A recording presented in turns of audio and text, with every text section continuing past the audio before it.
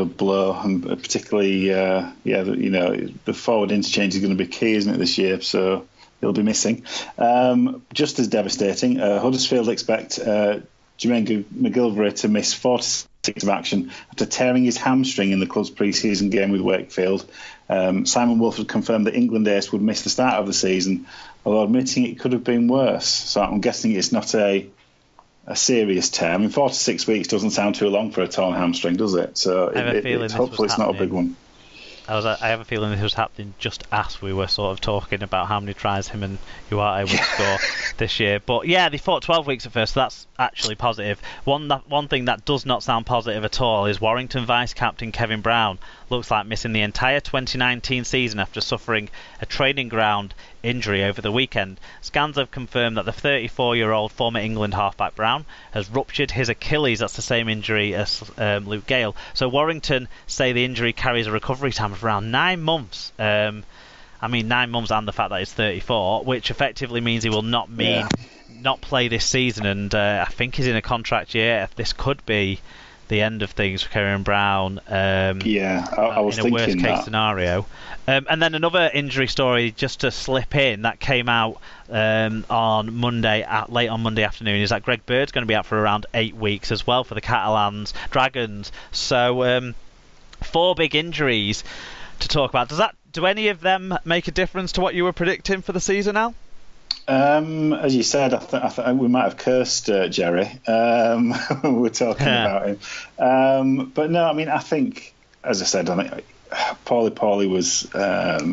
It'd be interesting to see what kind of how they would use him with this 8 interchange rule, and what kind of fitness he had. Obviously, even when he gets back from the cruciate ligament, kind of, it'll take some time to get match fit again. So you might not see him much before Easter, to be honest. 3 months. It could be into the summer before you actually see him making an impact. But they do have a bit of cover.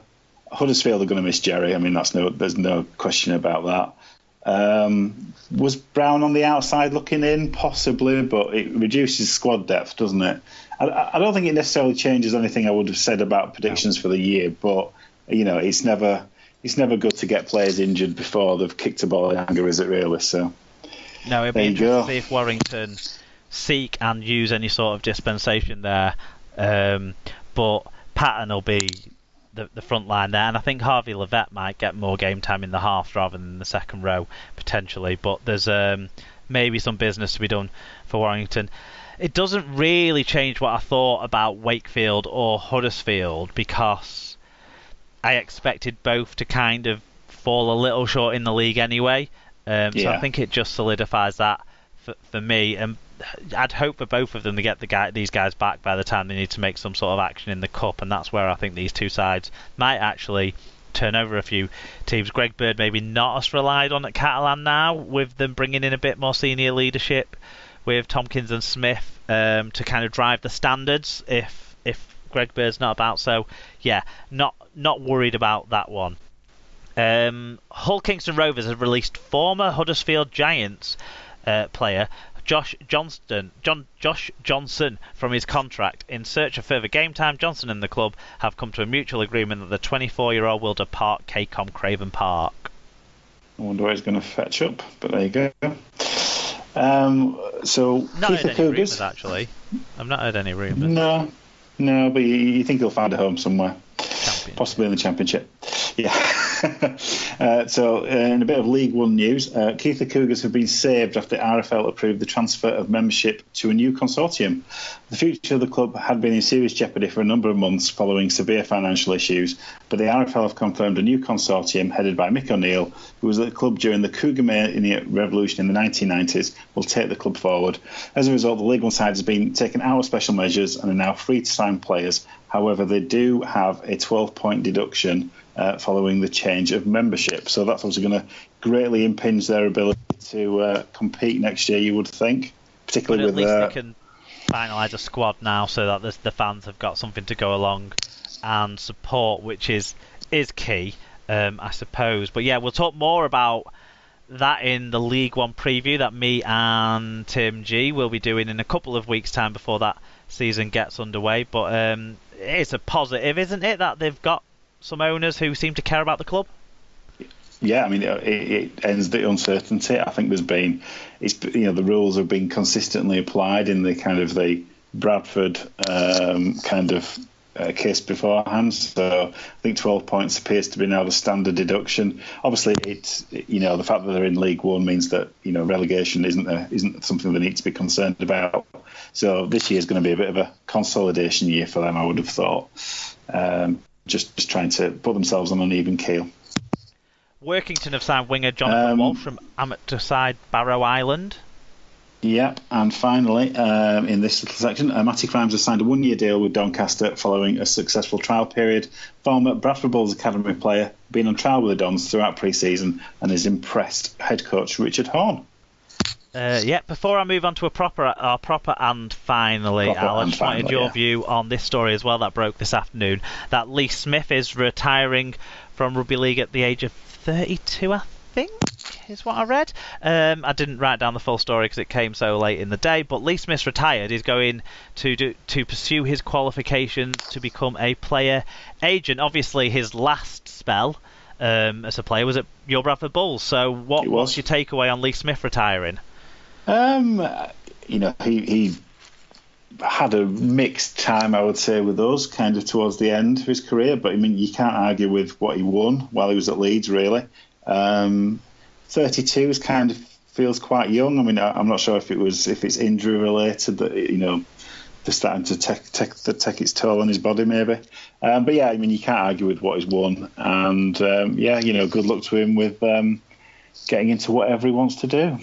Yeah, I suppose it might be that he's already started planning for life after, and not having a contract to maybe just push that forward. And once you maybe start getting excited about a new idea, a new venture, a new way forward, but still within the game that you love, then maybe the desire to go and punish yourself like these players have to. Because although he's relatively younger than both of us, he's still had a long career because he started playing when he was a teenager. Probably his breakthrough time was when he was in his early 20s, when he had that really strong back end to a season for the Leeds Rhinos. Ended up starring in a grand final back in... Which grand final would it have been? I was just thinking 2009?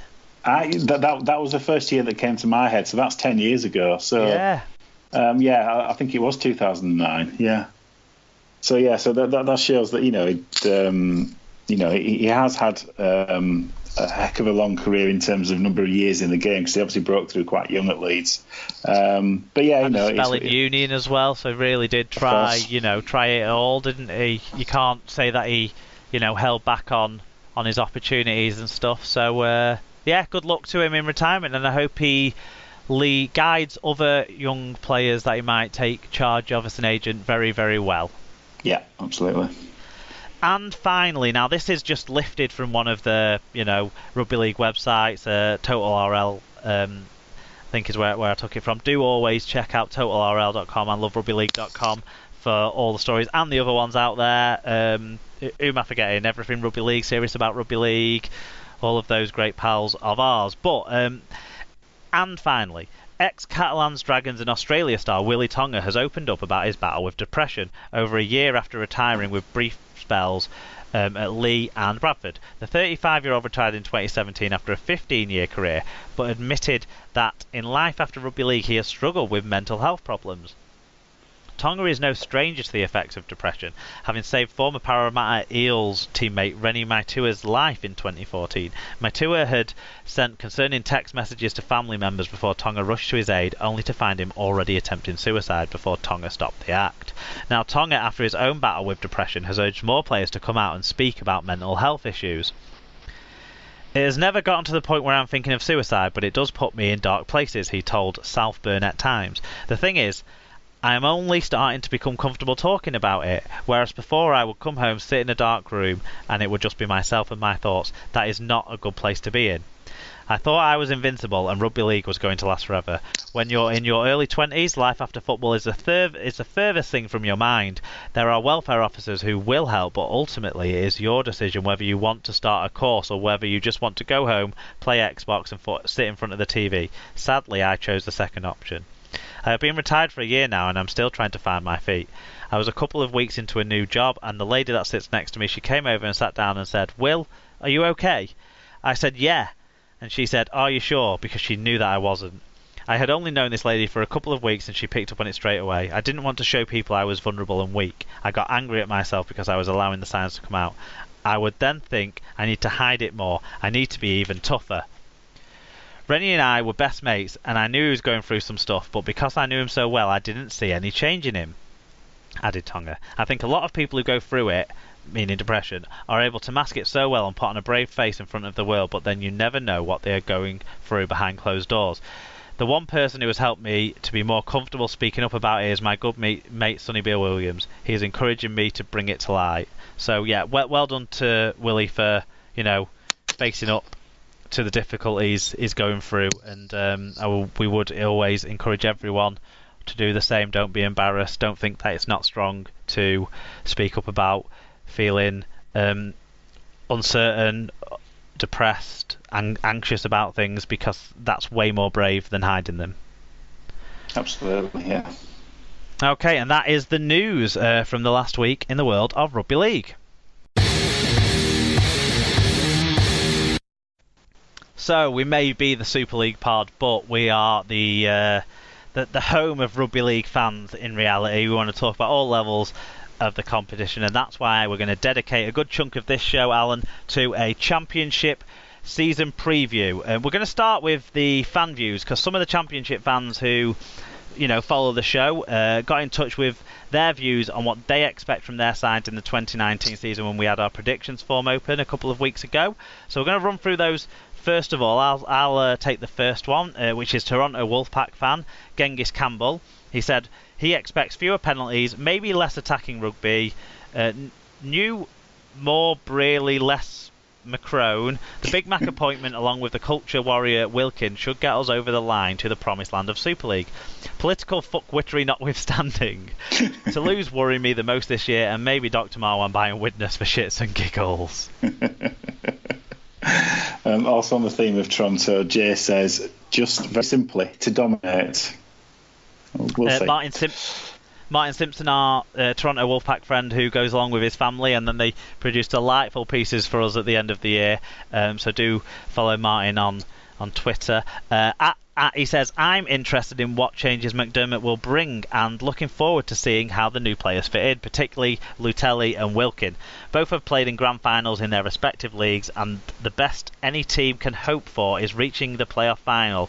Hopefully McDermott will have them peaking at the right time, like Leeds in 2017 and so many other years, to be honest, during the McDermott reign. Absolutely. So moving on to other teams now. So Brian Davis has got in touch about Toulouse. Identifying as a Toulouse fan this year is Brian. I think everyone should have a championship and a League One team. I'd highly recommend that. Toulouse will win most games at home, but will drop some surprising points away. They'll make the playoffs and probably finish third. They'll start to get more notice from UK fans for their good style, and flat cappers will warm to them. I won't count on that. As a non-threatening alternative to Toronto, I'll get some nice weekends away in the sun too. Oh well, that's that sounds like a nice idea. This is the consequence of the Great Britain tour not being announced yet. Brian becomes a fan of an overseas side and spends all his money going to Toulouse games because there's no tour details for him to book. On to our old friends, the Widnes Vikings, now obviously back in the Championship. And we start with Paul O'Brien, who expects Widnes to start performing on the field. In contrast, Neil McEwen says, fuck all, as Widnes haven't signed a halfback and currently linked with another lads no one's heard of. Yeah, we've got two outstanding centres, but they need people to pass them the ball. Our wingers are crap as well. Forwards look okay, but we'll probably end up finishing third or fourth this year. Toronto must have some same accountant as Al Capone to fit these lads in their cap. There you go. Ian expects a valiant but disappointing fourth in the Championship. That's realistic, that. I think that's realistic, yeah. Well, I'm not going to spoil it, but yeah. Finally on Witness, Mark Butler says, feeling more optimistic about promotion than is probably justifiable. You're not the only one, Mark. And then finally we had Craig Farnsworth get in touch about the York City Knights.